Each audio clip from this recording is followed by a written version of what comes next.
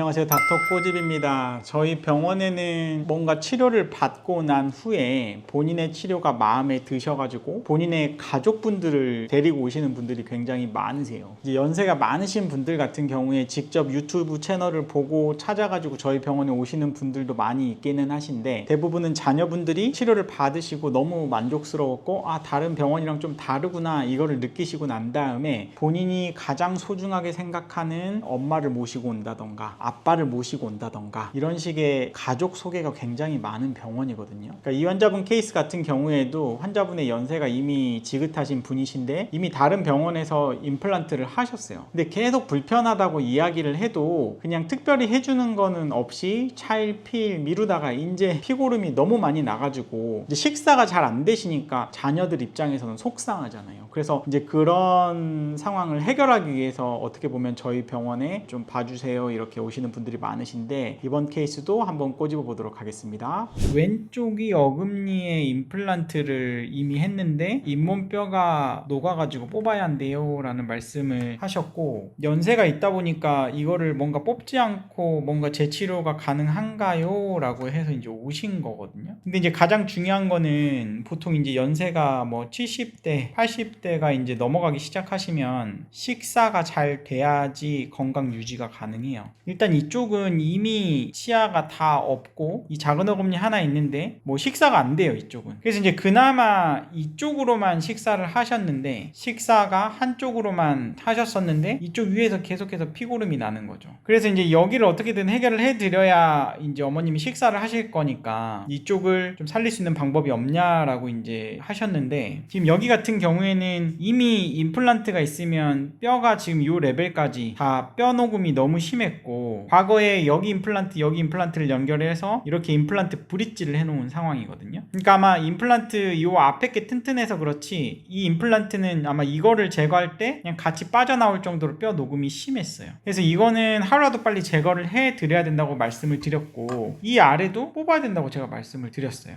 그래야 어머님이 이쪽으로 식사가 가능하실 겁니다. 이쪽만 어떻게 해놓고 또 여기 아래를 갖다 안 해놓으면 분명히 또 얼마 안 있어도 문제가 생기기 때문에 이왕 하시는 거 위아래를 동시에 했으면 좋겠습니다. 그리고 이 앞에 임플란트는 최대한 기존 거를 활용을 해보겠습니다 라고 말씀을 드린 거예요. 이제 보시면은 이 임플란트도 실은 임플란트 주변에 염증이 시작이 된 거예요. 근데 이것까지 뽑기에는 좀 너무 과도한 치료라고 생각을 했고, 이 뒤쪽은 임플란트 뿌리 끝까지 뼈가 많이 녹았죠. 그래서 이거는 제거를 할 수밖에 없는 상황이에요. 그리고 이제 아래 같은 경우에는 이미 이쪽에 뿌리가 완전히 오염이 돼 있고, 아래 치아 같은 경우도 치주 질환이 이미 굉장히 만성으로 진행돼 있기 때문에 이거를 발치를 하셔야 된다고 제가 진단을 내렸던 거예요. 그래서 이제 여기는 임플란트 디자인 자체를 제가 이제 여기 임플란트를 제거를 하고 여기 임플란트는 활용을 하기로 했기 때문에 이제 위쪽은 임플란트 브릿지로 어떻게 보면 해드려야 되고, 여기는 여기 부분 아래쪽 한 개만 해서 어쨌든 식사를 할 수 있게 만들어 드리자라고 이제 생각을 했어요. 그래서 이제 치료 전에 보면은 이쪽 부분은 이미 임플란트가 다 빠져버렸기 때문에 지금 1차 수술을 하면 지금 요거는 어떻게 보면은 그냥 살려서 쓰기로 했고, 여기에서 이 임플란트를 제거를 하면서 여기 임플란트 식립을 했고 새로운 거를, 그리고 이쪽은 최대한 뼈 이식을 많이 해줬어요. 뼈 이식을 많이 해준 이유에 대해서 제가 나중에 설명드릴 텐데, 여기는 마찬가지로 치아 발치하면서 임플란트를 하방에 깊숙하게 해주고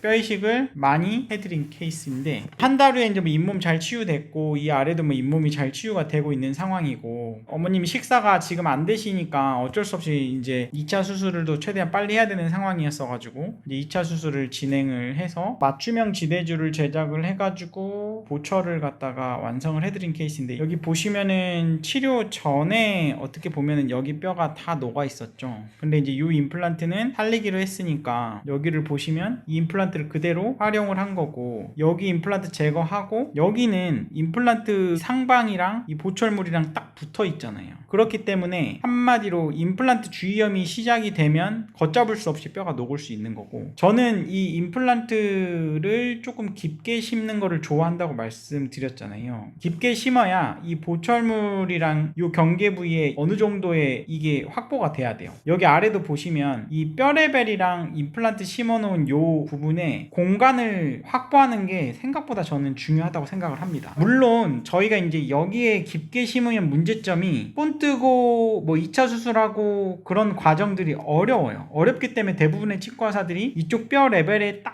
맞춰가지고 임플란트를 심어놓고 이제 보철물을 진행하는 경우가 많은데, 그렇게 되면은 이쪽처럼 임플란트 주위염이 왔을 때 걷잡을 수 없이 빠르게 임플란트 주위염이 진행이 되는 경우를 볼 수 있기 때문에 저는 이쪽 부분을 최대한 공간을 확보해서 임플란트 하는 거를 좋아하고, 그렇게 됐을 때 위생관리하는 측면에서도 유리한 것 같아서 요새는 다 이렇게 진행을 하고 있는 상황입니다. 이제 치료 전에 이쪽 부분이 식사가 안 됐죠. 식사가. 근데 이제 이쪽이 식사가 가능하게끔 보면은 음식물이 잘 씹히게 생겼죠. 여기 아래도 발주위에 임플란트를 했고, 그리고 이제 어머님이 음식물 빼내는 거 이런 것도 잘 해주셔야 되세요. 그래서 6개월 후까지도 보시면은 이쪽으로 식사를 잘 하고 계세요. 그래서 이제 원래는 식사가 양쪽이 돼야 되기 때문에 이쪽을 시작을 해야 되는데, 이쪽은 조금 더 있다가 하고 싶다고 하셔가지고 이제 이쪽도 치료 계획을 세워놓고 이제 하려고 하는 중입니다. 그래서 나이 드신 부모님들 치과 치료를 할 때는 웬만하면은 어머님들이 아프다고 이야기를 안 하잖아요. 근데 이제 이쪽도 식사가 안 되는데 이쪽도 불편하니까 이제 오죽했으면은 불편하다고 말씀을 하셨겠어요. 그러니까 그럴 때는 자녀분들이 신경을 써서 치과 선택을 잘해서 만들어줘야 된다. 그래야 건강을 유지하시고 오래 하실 수 있는 거예요. 그래서 이 케이스 한번 정리해 보도록 하겠습니다. 이 환자분 같은 경우에는 연세가 70대, 80대가 넘어서신 분이시고, 자녀분이 저희 병원에 치료를 받고 마음에 드셔가지고 어머님이 계속 임플란트 한 병원에서 다니긴 하시는데 문제가 해결이 안 되니까 저희 병원에 오신 거죠. 그러니까 어떻게 보면은 식사 가능 여부가 엄청 중요한 거예요. 누구나 우리 엄마 아빠가 장수하는 거를 바라잖아요. 그러면은 식사가 가능한지, 식사를 오른쪽 왼쪽으로 잘 씹고 계시는지를 체크해 줄 필요가 있는 거예요. 이제 식사가 안 된다 그러면은 식사가 가능하게끔 치과 치료를 받는 거를 추천을 드리고, 이 환자분 같은 경우에는 이미 반대편이 식사가 안 되는데 한쪽으로만 씹을 수밖에 없었는데 그 한쪽으로 씹던 것마저 여기 부분에 이제 뼈가 녹고 고름이 생기면서 문제가 생긴 케이스예요. 근데 이제 이 부분을 갖다가 제가 과감하게 재수술을 하자고 결론을 내린 거는 뭐였죠?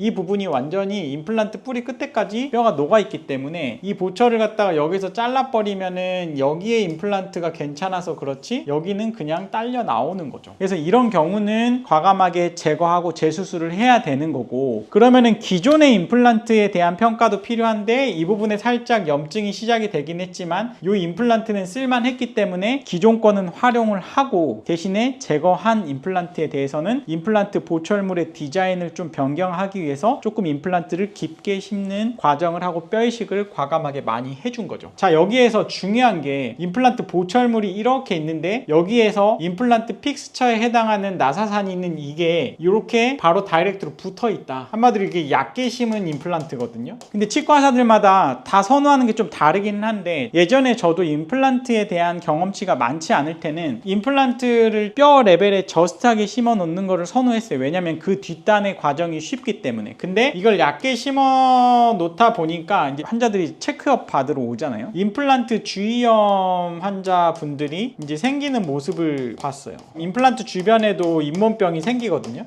근데 이제 임플란트 주위염에 한마디로 인발부가 되는 분들이 치아 위생 관리를 등한시에서도 있겠지만, 이제 한번 인발부가 됐을 때 이게 너무 얕게 심어 있으면 더 빨리 나빠지는 거를 제가 많이 관찰을 했기 때문에 저는 임플란트가 뼈 레벨 하방에 조금 깊게 심어주고 이 보철물의 이 경계 부분이랑 여기 사이에 공간을 형성을 해주기 위해서 노력을 해요. 이 공간이 있고 없고에 따라서 임플란트 주위염이 어떻게 진행이 되는지는 조금 차이가 많은 것 같거든요. 그래서 최대한 이 공간을 형성해 주기 위해서 조금 임플란트 픽스처의 깊이가 이 뼈 레벨보다 좀 안으로 깊게 식립이 되는 게, 저희가 작업하는 거는 좀 어렵지만 환자들이 위생 관리하고 오래 쓰는 데에는 훨씬 유리한 거를 발견했기 때문에 임플란트를 깊게 심는 거를 선호하고 있습니다. 그래서 이 환자분 같은 경우에도 또 재수술했는데 얼마 안 돼서 고름 생기고 문제가 생기면 안 되기 때문에 과감하게 임플란트를 조금 더 깊게 식립을 해주고 뼈 이식을 충분히 해줌으로 인해서 뼈의 회복을 어느 정도 해주고 나서 계속해서 체크업을 하고 있는 환자분이십니다. 이 케이스가 도움이 되셨다고 하시면 치과 일타 닥터 꼬집 좋아요 구독 요청 드리고요. 질문사항을 댓글로 남겨주시면 저희가 마이덴TV에서 따로 답변을 해드리고 있습니다. 마이덴TV도 좋아요 구독 요청 드립니다. 감사합니다.